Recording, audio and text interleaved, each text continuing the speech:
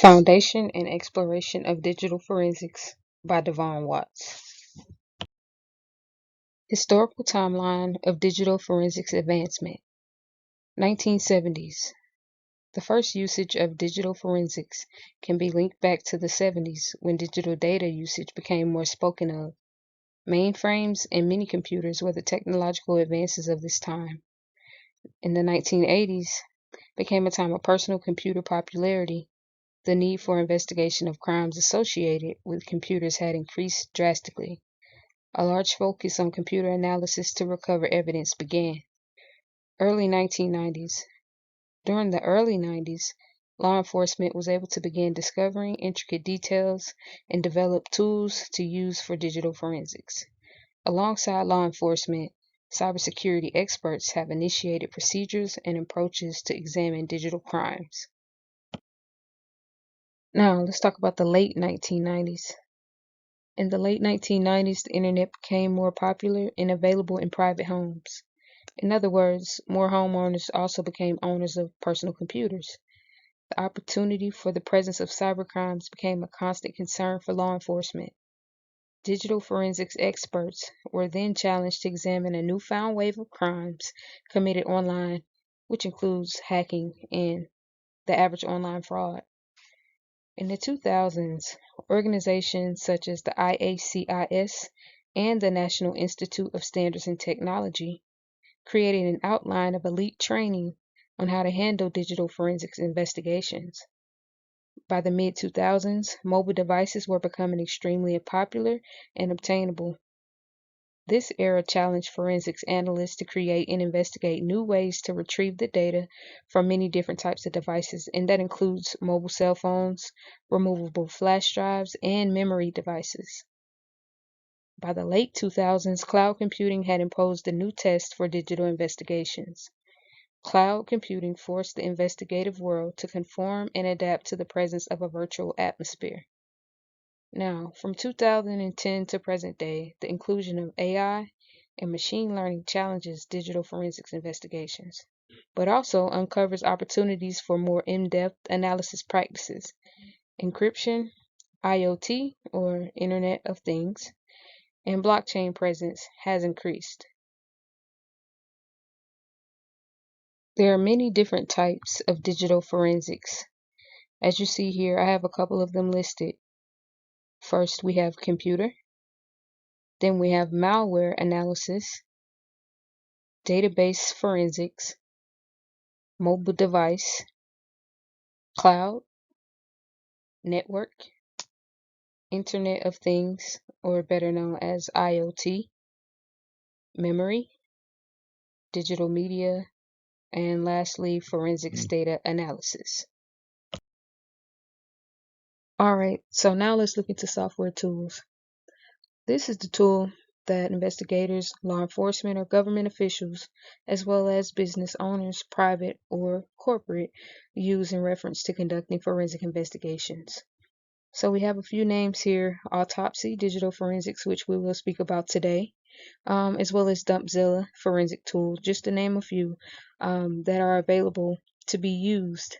Forensic software enable digital forensic investigators to recovery of deleted files, aid in creation of data directory, and pursuit of various files across a large amount of data. Software tools also give investigators access to bypass password protected information. Lastly, software tools enable faster collection of electronic evidence. As stated in the previous slide, I think it is important that we recognize there are other uses for digital forensics outside of law enforcement and government entities. So digital forensic investigations are not only limited to use by those individuals, but also private businesses, commercial, and criminal investigations all require the use of digital forensics tools. These tools are used for compliance, audits, and investigations. So in a nutshell, when you think about places or businesses or the type of businesses that will use digital forensics as well, we can think about hospitals, we can think about colleges or school systems, as well as the prison system. All of these entities need some sort of digital forensics investigations unit in order to protect the network and the data that they're transmitting back and forth. So once we identify the type of tool that we need, we can get some tooling examples right here. And I have a few companies listed off to the right that provides tools that can handle these examples here. So we have disk data capture tools. So we have Xtero FTK Imager, which provides imaging and image mounting capabilities as well as a disk viewer. For file viewing tools, we have Magnet RAM Capture, which investigates and analyzes valuable data usually only found in memory. Lastly, we have network and database forensics tools. As an example, Wireshark allows you to examine network activity in very intricate detail. All right, so remember in the previous slide, we had a couple of companies there that offer digital forensics tools for users or law enforcement. Here's one right here. It's called Oxygen or Oxygen Forensics. So just to have a little background on this company. Oxygen Forensics Company was founded in the year 2000. The company mission statement elaborates on taking pride in providing law enforcement and government agencies with the tools needed to combat the challenges of digital advancement. So once more, this company is going to provide those tools for those entities to actually conduct their investigations. Here's an example of one of the products offered, Oxygen Forensic Detective, which is designed for support throughout a complete investigation, i.e., a law enforcement, criminal investigation, that type of deal. So this product conducts speedy data extraction from a variety of sources, for example, like a cloud-based or a removable device. Another product of Oxygen is the Oxygen Corporate Explorer. Now, the Corporate Explorer is specifically designed for corporate investigations. So this will be the larger companies who have the internal investigations.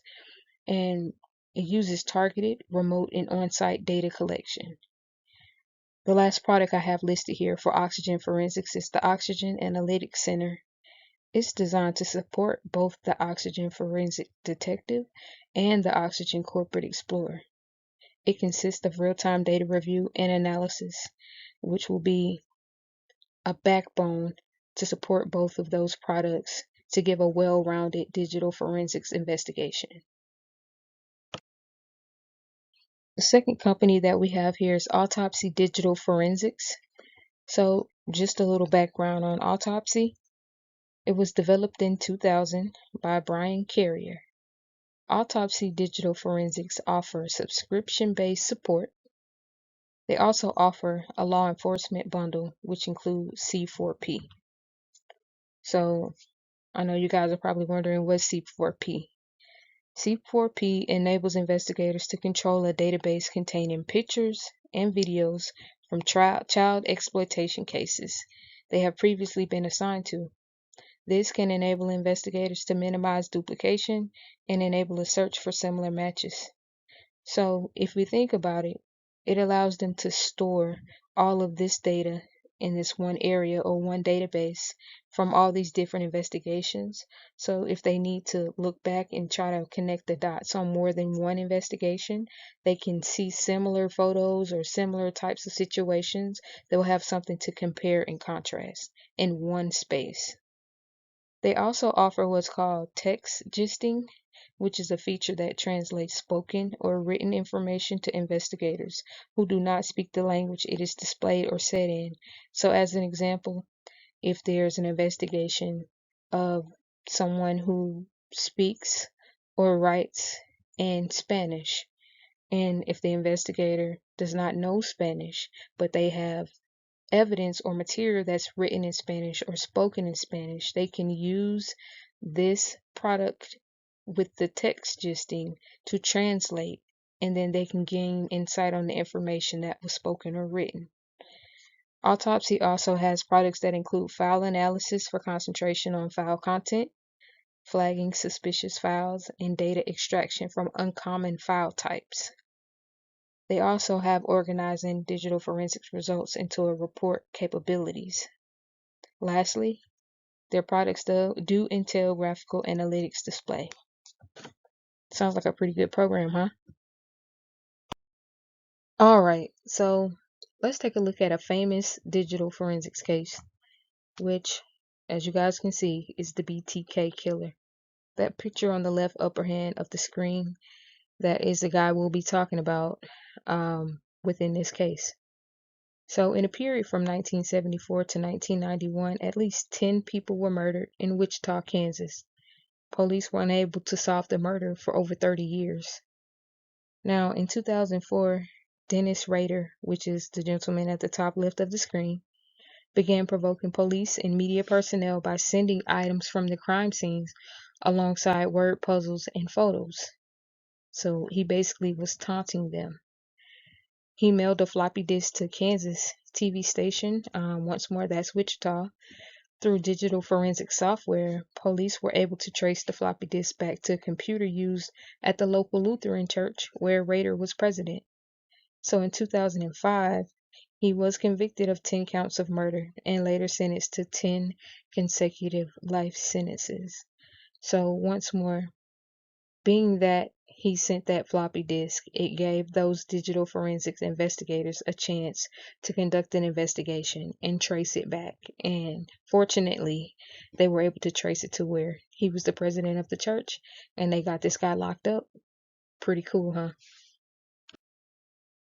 In conclusion, digital forensics and tactics to confront increased criminal activity with forensics have evolved greatly over the years.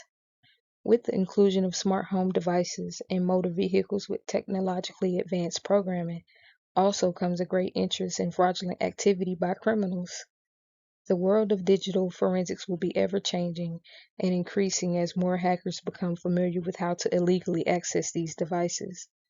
There is great hope with the evolution of software tools that can fight digital forensic crimes. With the inclusion of constant training and program familiarity, digital forensic investigators are sure to continue solving crimes by way of forensic software. Thank you for your time, and you all take care.